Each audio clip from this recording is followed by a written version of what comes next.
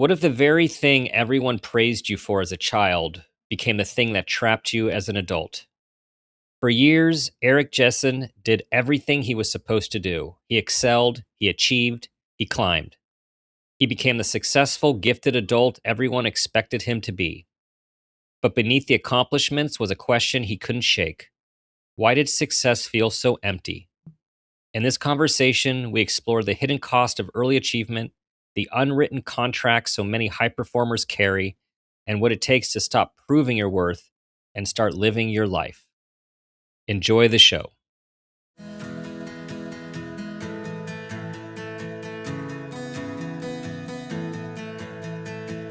Welcome to Make It a Great One with Dr. Dan. This show is all about bringing hope, connection, awareness, and wisdom through meaningful conversations that inspire us to be better versions of ourselves and have a positive impact on humanity.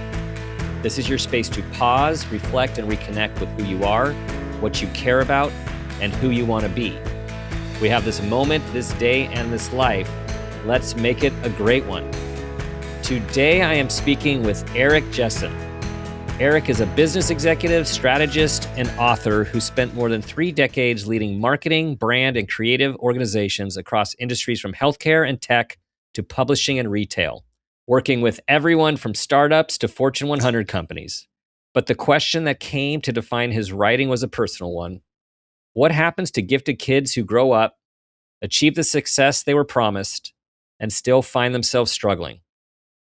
Identified as gifted at 11, Eric knows that struggle firsthand. The perfectionism, the burnout, the sense that accomplishment alone never quite resolves deeper questions of meaning and self-worth. He explores all of this in his 2 books, The Curse of Early Success and Formerly Gifted, writing not as a clinician, but from lived experience. His goal isn't to hand out answers, but to help people feel less alone and build a healthier relationship with success and with themselves. Eric, welcome to the show. Thanks, Dr. Dan. I appreciate it. Glad to be here. So I've read your books, and so I Okay. know that you have been on a journey. I have. A journey of self-exploration, of discovery, Mhm. and of making sense. I have. If someone were to ask me 20 years ago if I was ever going to write a book, I would have laughed. Even though writing was core to what I do in marketing, it was marketing, copywriting, that kind of thing. Writing to convince people to buy something that they don't really want. That's the kind of writing I was used to. But these books, really the books were a byproduct of my own life and my own inner investigation of this nagging question that's been with me for a large part of my life. And the question really didn't even come to words for me until one day I read a meme about a gifted child dressing as a gifted child for Halloween. And the purpose of the costume was everyone asking, well, what are you supposed to be? And her answer was, well, I was supposed to be a lot of things. And that kind of hit me as a reality for my life that why wasn't my life living up to the promise or almost the obligation that I had as a gifted child? Mm-hmm. Where was I missing it in just my own experience with myself and more so probably my experience with others? When you look back on that identification and label and what doors it opened, that's an assumption. It does open doors Mm-hmm. for some Mm-hmm. people and it Mm-hmm. doesn't in other places. What did it get you back then? Mm-hmm.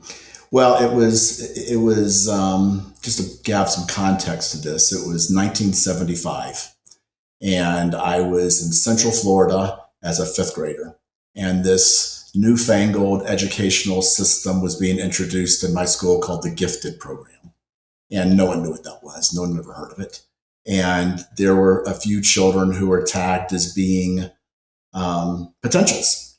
And back then, at least my memory of it, it wasn't you take a cognitive test and you get an IQ and then you're gifted or not gifted or whatever.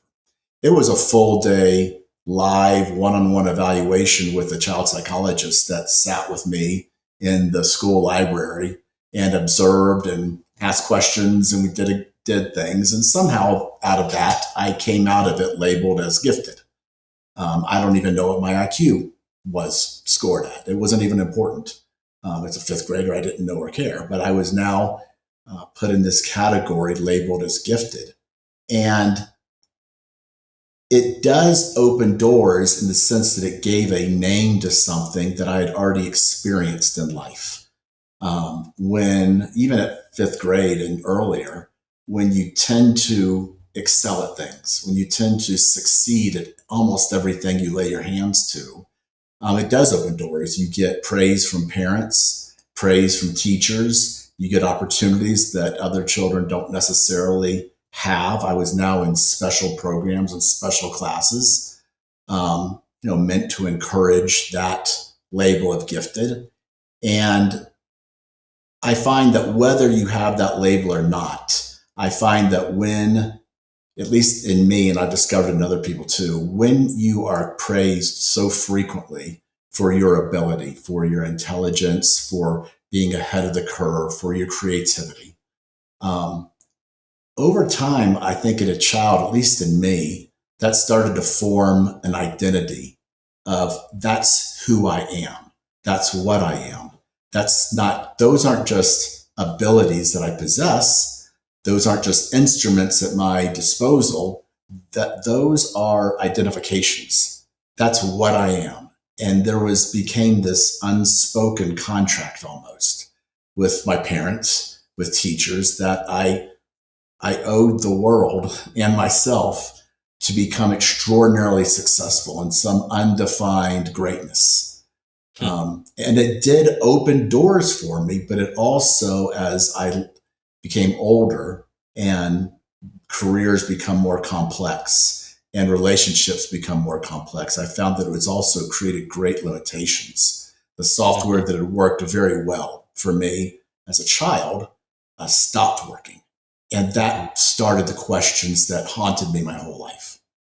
Identity is a core and key concept to what we all unknowingly come to think about ourselves and how we operate in the world. And to take a typical example is when you have someone who's worked for a very long time and they don't know who they are outside of their role. Which is why a lot of people have trouble when they retire, because who am I without what I do? And to your point, when an identity is formed around achievement, around success, around awards, what we know about gifted individuals and gifted kids, it becomes an expectation, an unknowing expectation. And then over time, a fear about not living up to that expectation. And the idea is, if I don't set the curve, if I don't come in first, if I don't have a peak performance, am I still gifted? Right? It becomes who one is, as opposed to attributes or characteristics that one has, and as you call instruments. It's so true, and I appreciate you saying that, because it's when you live so long without any real adversity or any real sense of failure, when that comes in life, which it obviously eventually comes in life, it's almost like a verdict on who you are versus just information. Here's information of something that went wrong, learn from it, start over. That's how a normal person would react. But I think for me, when I would face any kind of failure, it would be a judgment of who I am as a person.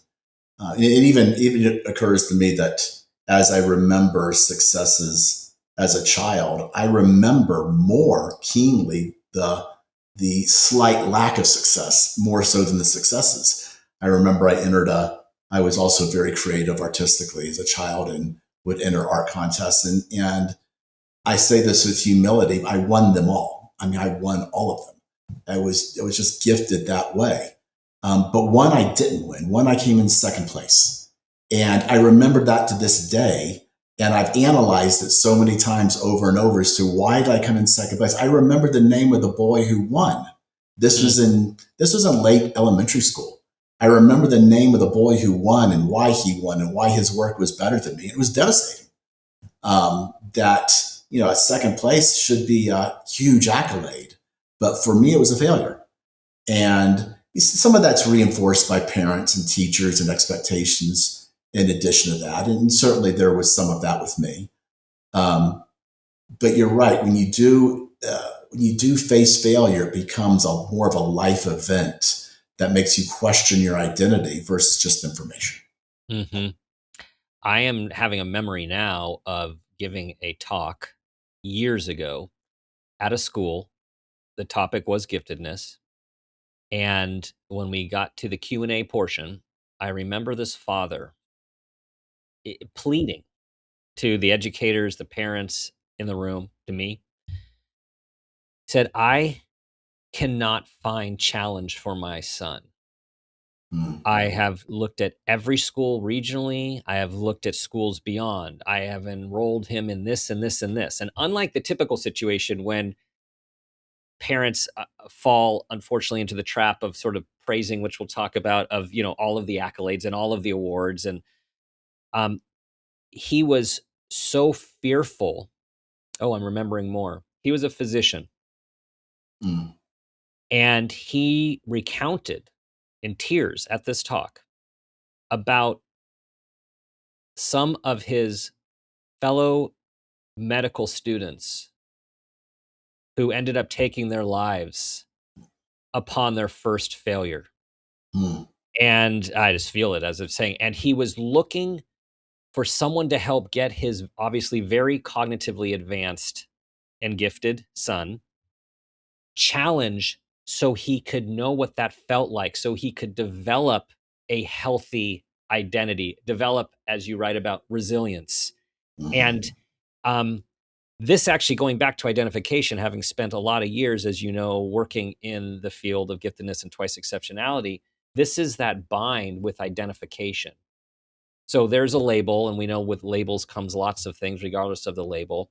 And the whole idea is to identify, to give appropriate differentiation and experience for that child's makeup with a cohort similar, because they often feel so different, as I know that you must have, to be accelerated because that's where they are. And yet, even in these optimal circumstances, there's shrapnel, there's identity that formed around this. So, I mean, this is a very, it's tricky. It's, I resonate with the father pleading about his children, his child, and being gifted and giving him challenges. That's something that, when you spend your life with early success, the conditions around you are such that early success is praised, early success is easy. And I've always been a believer that success is a teacher. It's a very strong teacher. In fact, I believe that success is not that failure isn't a teacher. Failure is a teacher, but failure is a slow teacher. You have to look inside, introspection, and figure out what went wrong and learn from that and try to overcome it. Success, and I would say that failure is a better long-term teacher, but success is a very powerful teacher, and it teaches you who you are.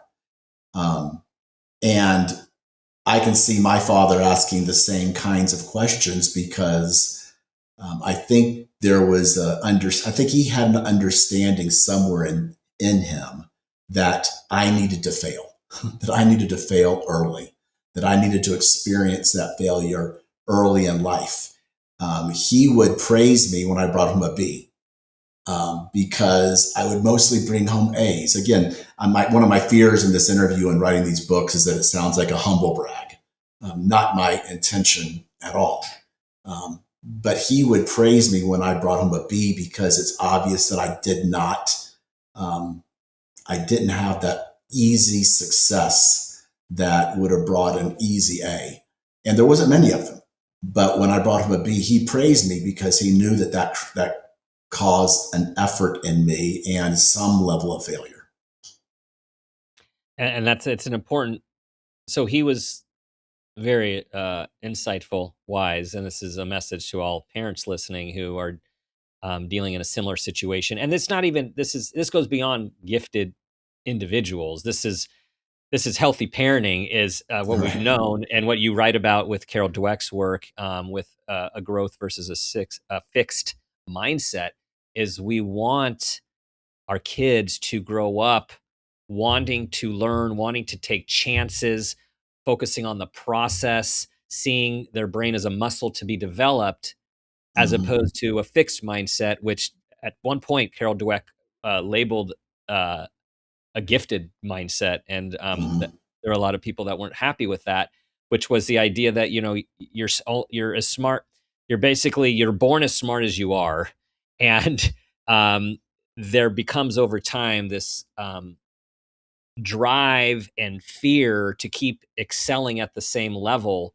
or else you will not be as smart as you once Mm-hmm. were, and therefore Mm-hmm. you don't take risks. You have Mm-hmm. a fear of failure, right? And Mm-hmm. so to pull it all together, your dad was spot on, and for all of us who are parenting, it's goes such against how our culture has developed over time as such a reward celebration culture, which is, I mean, there's a place for that. But if we look back in time, when we went from the winning team getting a trophy to every player in the league getting a trophy, we started to go sideways on teaching kids Yes. about resilience. Yes.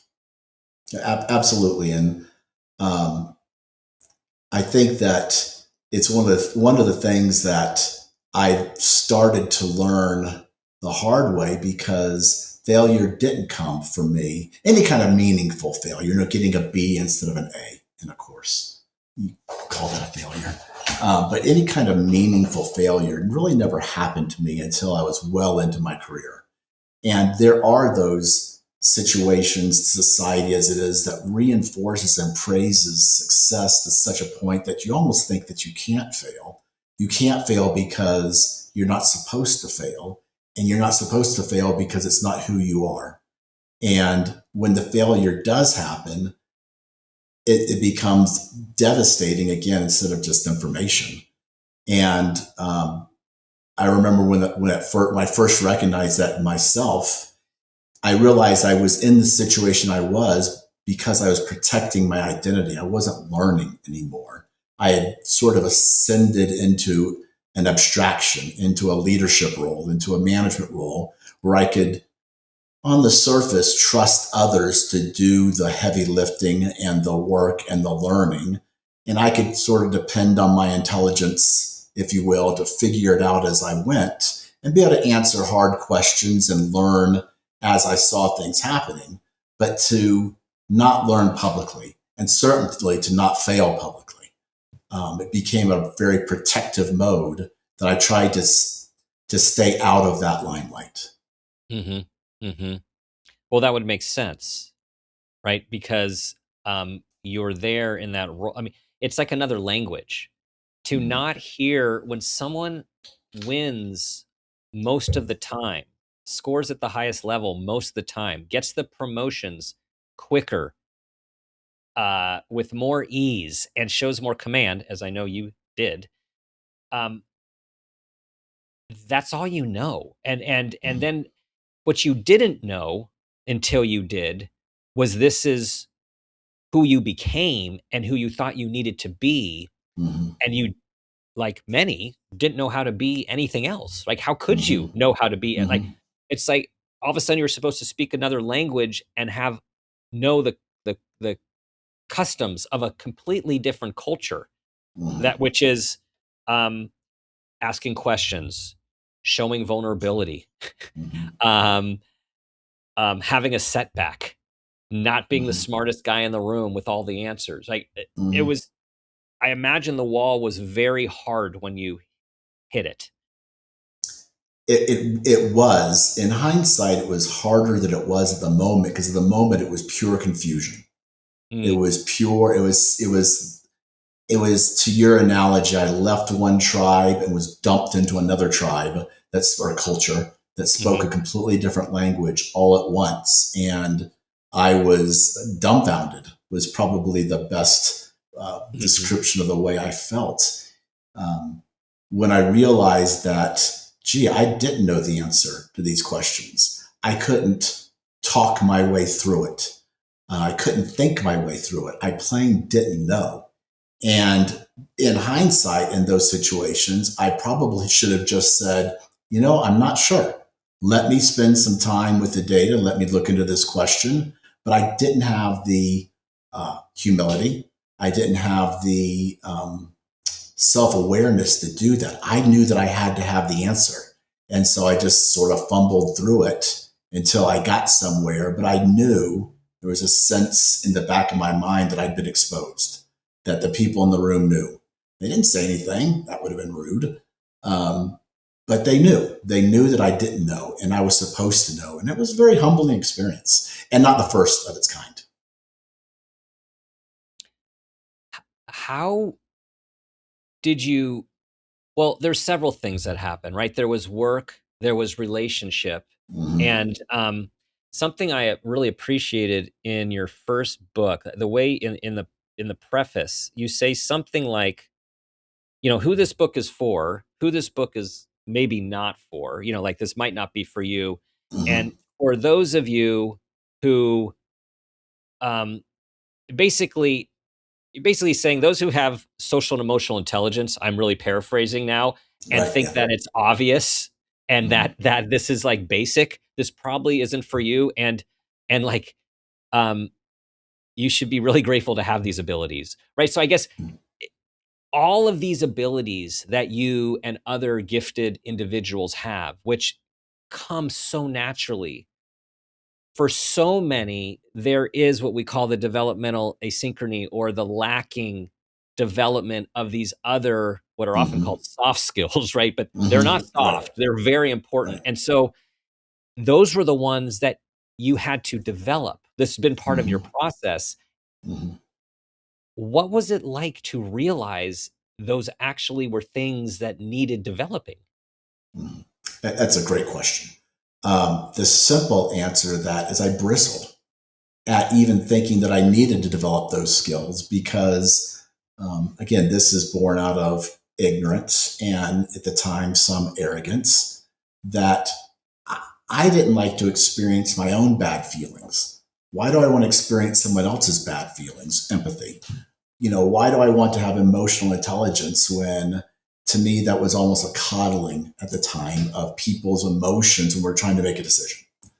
Um, I bristled with the thought of even needing those types of skills, but as I tended to experience the same experiences with people and how people experienced me, unintentionally, I realized that I was lacking in those skills. And those are real skills. And yes, they're called the soft skills, but in reality, they are the skills that grease relationships. They're the skills that grease business. It is the people to people relationships that make work happen, that make results happen. Yes, you have to have intelligence and performance and ability and deliverability and all of those things that I had learned to excel at.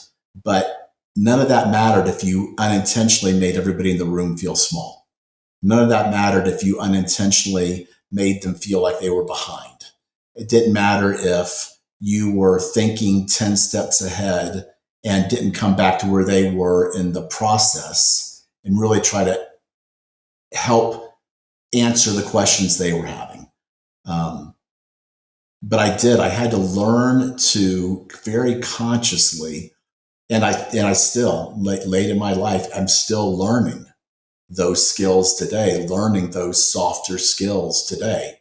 But I've recognized them for what they are. And again, just calling them soft skills, it's people understand what that means, but it's really a terrible name for it because they're such critical skills to have. I'm reminded of a profound experience during a talk on this topic. One of my first gifted conferences years ago, I was listening to a psychiatrist, Dr. Gerald Groveman. He's in New York, and he is one of the few, if only, psychiatrists who specialize in giftedness, Mm.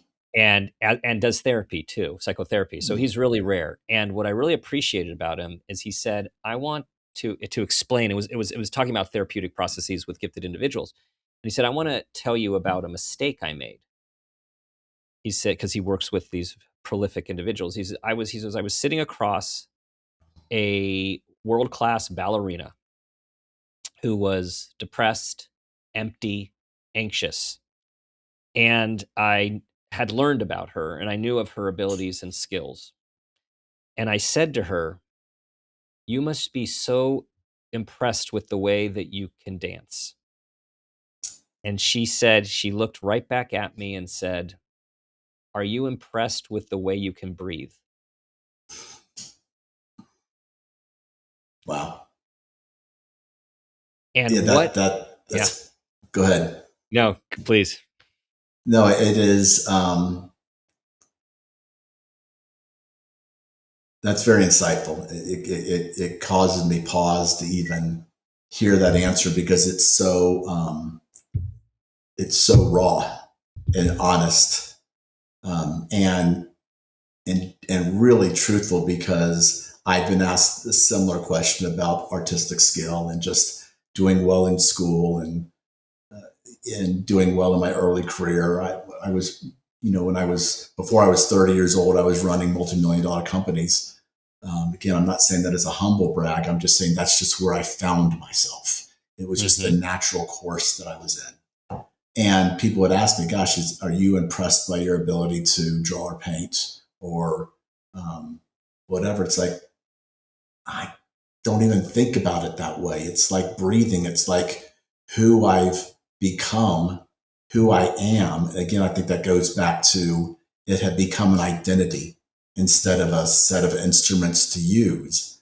And somewhere along the way in writing these books, I've realized, or I've sort of made the analogy that it's almost like there was a contract, an unwritten contract written when I was a child that I didn't even know that I signed, that obligated me to be this way, that obligated me to a level of success and skill that I had to constantly live up to.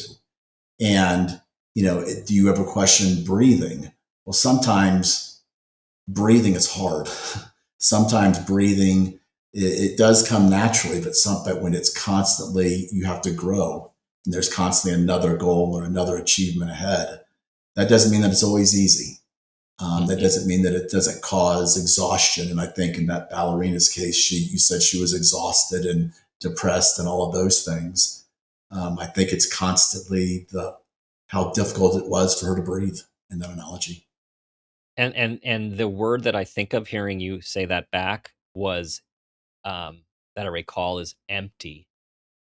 And that relates to what you have written about and what you've described and what so many experience is the lack of like fulfillment, the lack of meaning, and the achievements and the titles and even the increased pay. Mm-hmm. It doesn't fill Mm-hmm. the emptiness. It No.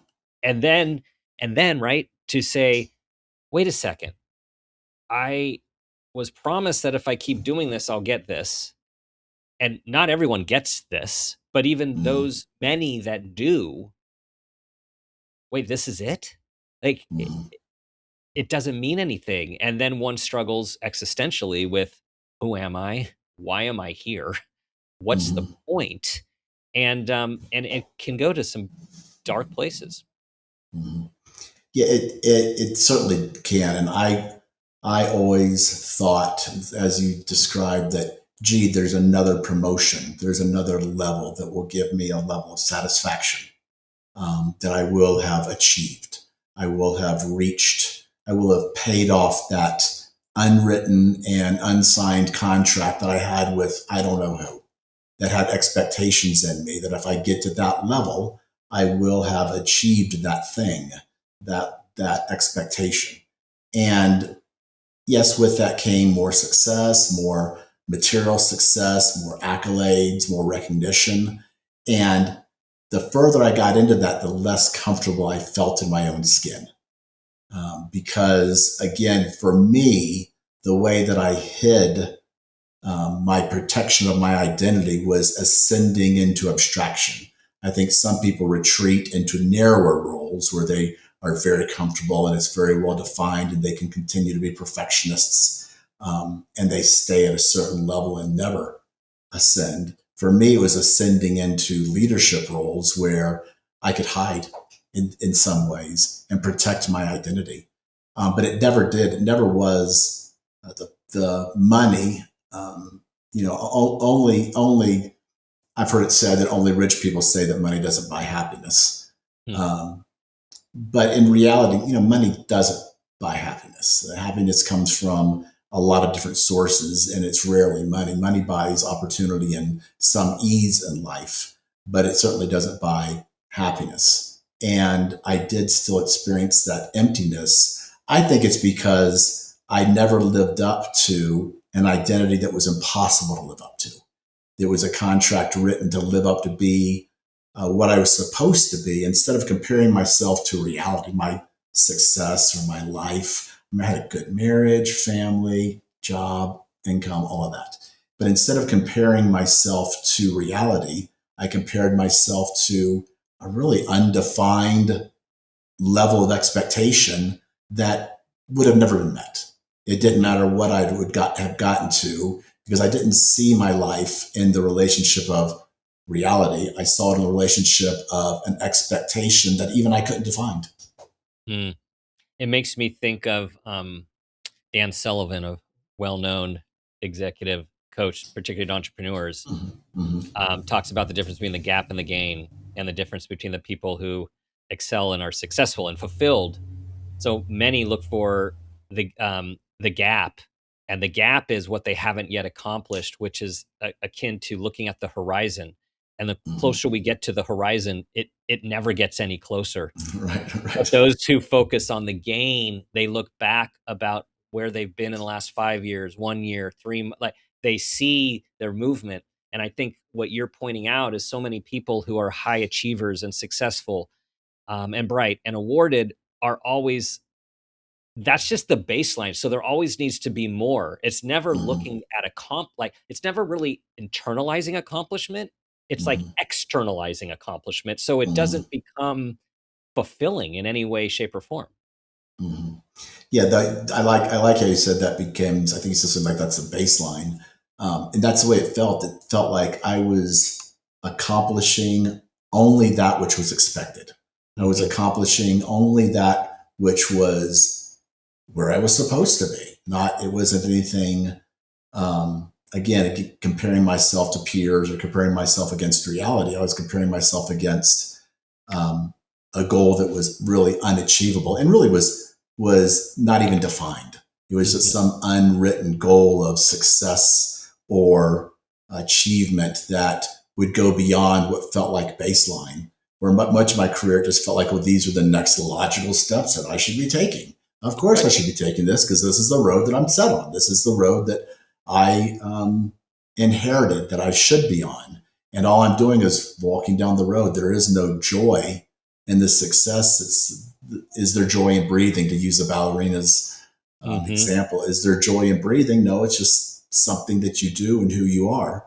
Mhm. Um, I found it hard to find joy in the successes I had because they didn't feel like successes. So we've been painting the picture, that I believe many who are listening are identifying with, I hope so. and this isn't the end. This is the beginning of what comes next. Mhm. And, you wanted to share your experiences not only because you were learning that so many others, resonated with them, but also to inspire, to share your own experiences of what it was like to recover. And as you talk about, Mhm. recover on purpose, Mhm. and to change identity, shift identity, or put identity where it needs to be to Mhm. become more fully oneself? Mhm. Yeah, and that's not an easy road for anybody who identifies with anything that I'm saying.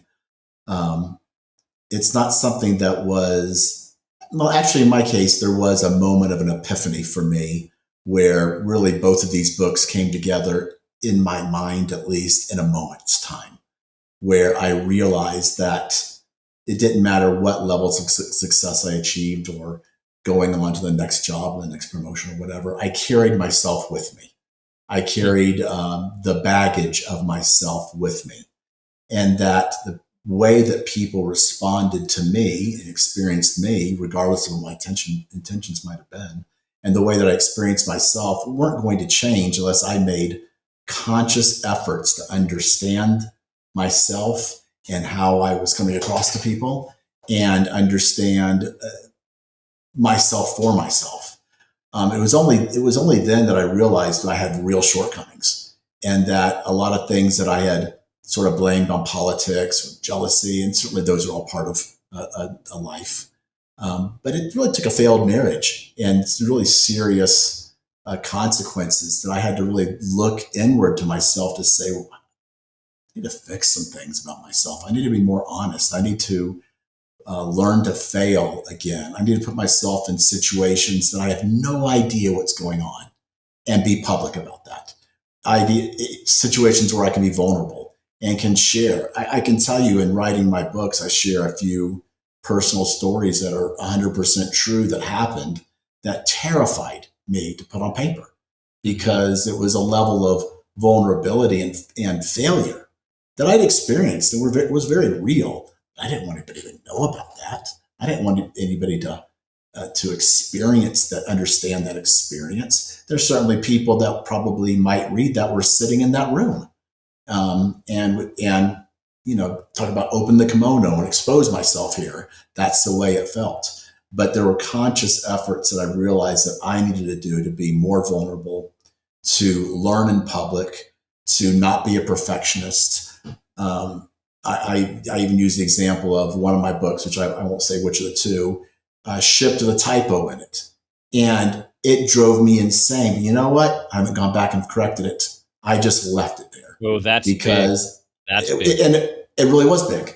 It sounds so minor to probably some people, but it was major. But I'm not going to correct it. I'm just going to leave it there. And some people may catch it, some people may not. I certainly didn't catch it, and I certainly haven't gone back to fix it. But they're just very little things, conscious efforts to put myself out into situations that I don't know what I'm doing, that I have to learn publicly, that I have to have small failures publicly. And to me, it's not a matter of burning down your entire life to fix it. It is just reinventing yourself and realizing that the software that worked so well early in life, that served you so well early in life, just is not the full package, and it doesn't make you whole as a person.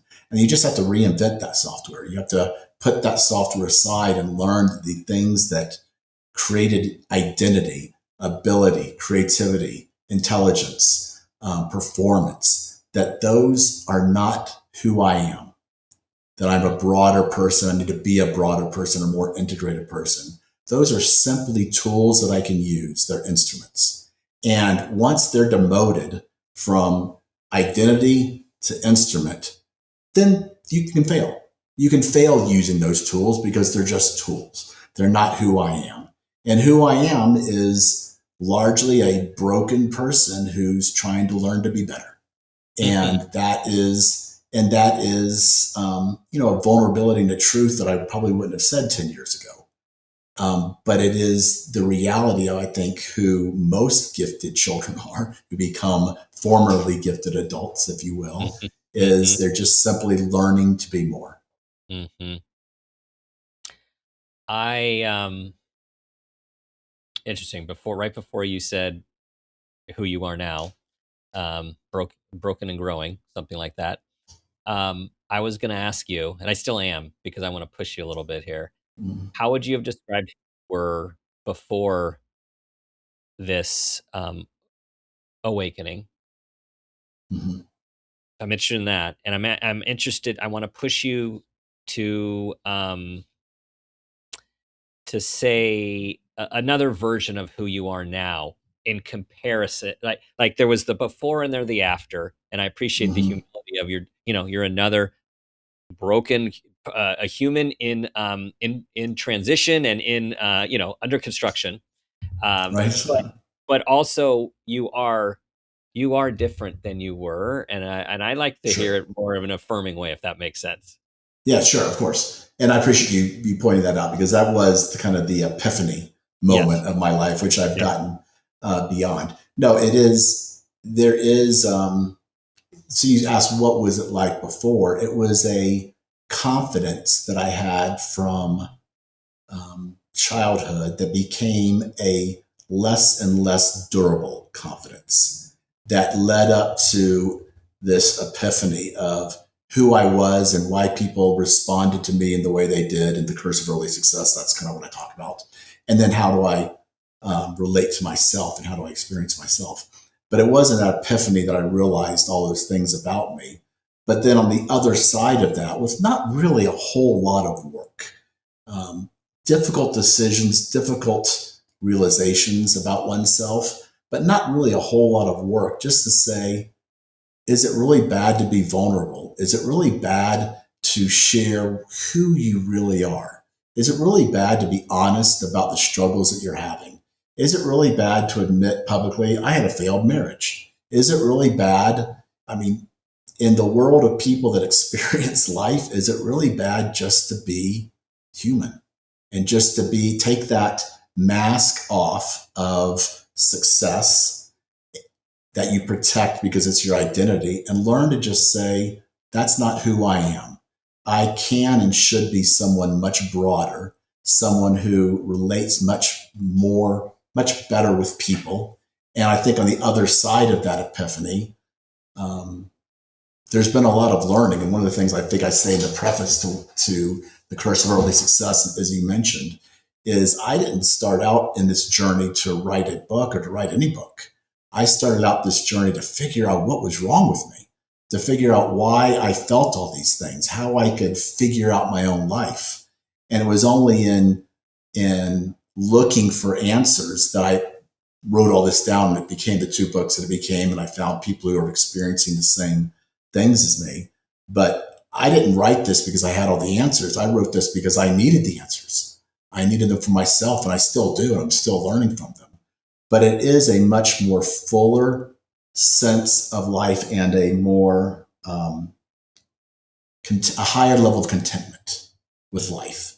And I found that one of the highest goals that I can reach older in my life is contentment. To be content with where I'm at, to be content with what I have, to be content with those who are in my life, and to not constantly looking for the next plateau, for the Mhm. next success, for the next level, because I am obligated to this unwritten contract that I never signed, that I have to get there. That There never is no ends. there. It It never, never yeah, ends. There is no never. there, and there's a joy in Mm, contentment. yes. Settling in to and accepting and embracing being versus earning your place on this earth by doing. Right, right. Right. That's a very good way of putting it. There is a striving and a exhaustion Yeah. in earning, constantly feeling like you have to perform because when performance becomes identity, rest becomes threatening. It becomes unproductive and unproductivity becomes threatening to who you are. And so there's a constant need to, I had a very hard time resting and just not being productive and just relaxing. And the idea of sitting down on a Saturday afternoon and watching a game or something, was terrifying to me because I'm not producing. I'm not doing who I am, if that makes sense. I'm not doing the It things that does. justify my Yep. existence in life. Right. Right. Um, but I realize that's not necessary. That you don't have to do that to be a whole person. No. Echoing it. No, you do not. And for all of us to realize we have and bring value for who we are, period. Mhm. You're not of value for what you do. What you do might be very helpful to people, whether it's your family Mhm. or whether it's your clients or your customers, and that's important. But as Eric's saying, that's an instrument. Like you're an instrument. That's part of your instrument. Who you are at the core, and this is what we all, unfortunately, are programmed out of, and particularly the topic of giftedness, programmed out of in specific ways, unintentionally, early, is our worth becomes value based, metric based on performance, and Mhm. performance at the nth degree, not just performance, right? It's a gold Mhm. medal or nothing, right? It's so Mhm. um, about who we are, right? And Eric, I Mhm. sense that you have become, and are becoming more and more comfortable with who you are as Mhm. a human being. Mhm. Now, thank you for saying that. And um, there were probably times in my life that I would have said, "Well, of course I'm comfortable with who I am. Of course I am, because this is who I'm supposed to be. This is what I'm supposed to be." Um, but if you dug an inch beneath that surface, it just wasn't true. It was a constant effort and a strive to become something that I knew I was supposed to become, but didn't have defined. Um, but as I learned to just relax and to slow down and to not perform, that it was okay. Mhm. And it took a lot of hard learning experiences in my life to get to that place. But there is a level of comfort and joy if you can just reach contentment, just Mhm. contentment in your life and where you are. Now, there may be other plateaus, other um, plateaus that I can reach, other summits to climb in my life. That may be true, that may not be true. And I'm happy with that either way. Mm. Your books were written without judgment. Um, they're written with consideration. They're written with humility, Mhm. and they're written as an invitation for those who resonate, who have had this experience, whether identified. There are many people who are gifted, are achievers, who are not, didn't get a formal diagnosis. And those of you who are listening, whether you had that label as a child or not, if this resonates with you, I really want to highlight how Eric's books lead you along in a journey that not only resonates with you, but allows you to look at yourself in a way, um, have the courage to look at yourself and to consider other possibilities for being and for living. Yeah, Thank you. I really wanted my books to be uh, for anyone who resonated with them, be permission that it's okay to get off the treadmill that you're on. It's Yes. okay to not understand the world around you. It's okay to understand that the operating system that once served you so well maybe isn't any longer. And it's okay just to stop, get off the treadmill, and be happy with where you are. And those they do. It does all of that. Well, thank you for your courage in putting your story out there, your insights out there, your journey out there. It will guide others. And please tell everyone where they can find it. Very good. My first book, I'll just hold it up, The Curse of Early Success, which was followed very quickly as Yes, I I saw learned that that. I needed to know. It was formerly gifted. I literally published them within weeks of each other.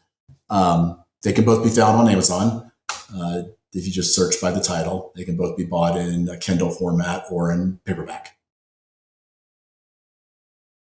Go get them, everyone, and share them. Share the information with others. There are so many people who have had this experience and who feel alone and who are at the top, close to the top, feel the need to stay at the top and go beyond the top. And Eric's message is to you don't have to. You can stop. You can look back on your life and the reasons you got there, and there are many things you can do to not only change how you operate, but ultimately how you feel inside. Sure. Thank you, Dr. Dan. Really appreciate the opportunity.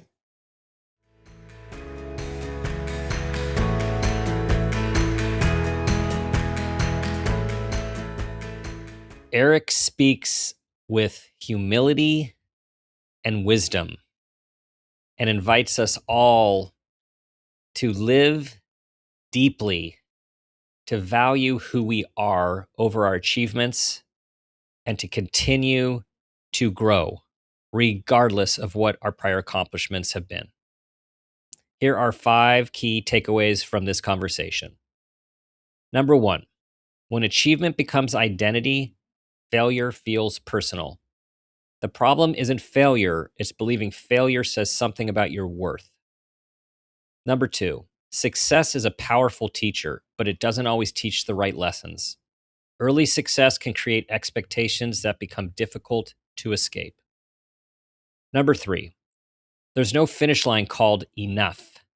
Chasing the next accomplishment rarely creates the fulfillment we think it will.